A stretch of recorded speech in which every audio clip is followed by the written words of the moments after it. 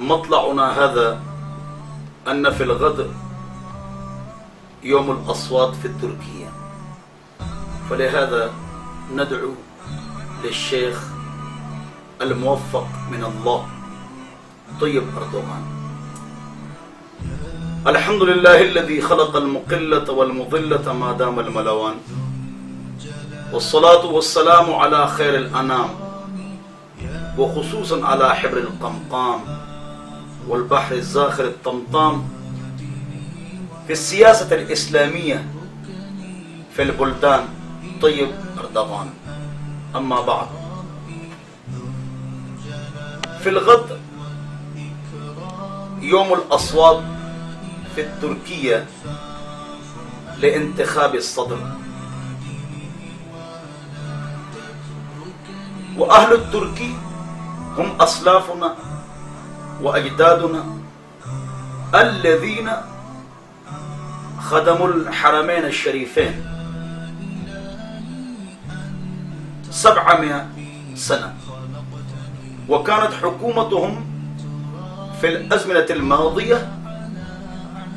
كالخلافة الإسلامية الغالية عقيدة وسياسة، ولكن اختتمت هذه الحكومة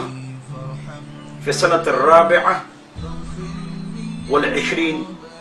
بعد 19 سنة، وجاء ابن اليهودية الطاغية كمال أتاتورك وأغار على قلب الإسلام يومئذ بوسيلة بريطانية، وفرق البلاد وفرق الاتحاد والاتفاق تفريقا بين المسلمين، وأغار على قلب الإسلام،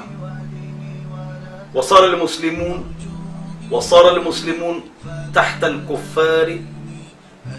مجبورين مقهورين مظلومين، حتى أن جاء موفق من الله طيب أردوغان فسدد الأمر وطيب الأمر، فصار التركي مستحكما، وصار المسلمون مسرورين ضاحكين مستبشرين حينما جاء طيب أردوغان. فيا أيها المسلمون، في الغد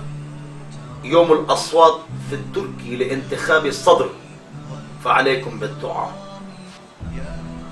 ومطلعنا هذا لأجل الدعاء، أن ترفعوا أيديكم وأكفكم إلى الله عز وجل، وأن تلحوا إلى الله عز وجل لنجاحة طيب أردوغان، لأن صوتنا مع الطيب وقلوبنا مع التركي الإسلامي الغالي. فيا اللهم انصر الإسلام والمسلمين في مشارق الأرض ومغاربها، وخصوصا في التركي في الغرب، أن ينجح قلبنا طيب أردوغان، والسلام مع الإكرام. قال الشاعر في ملك، ولكن هذه الأشعار لطيب أردوغان: أرى المسلمين مع المشركين في هذا اليوم، أرى المسلمين مع المشركين، إما لعجز وإما رهب، وأنت مع الله في جانب، قليل الركاد كثير التعب. يا أردوغان، صرت ناجحا، ندعو إلى الله، والسلام.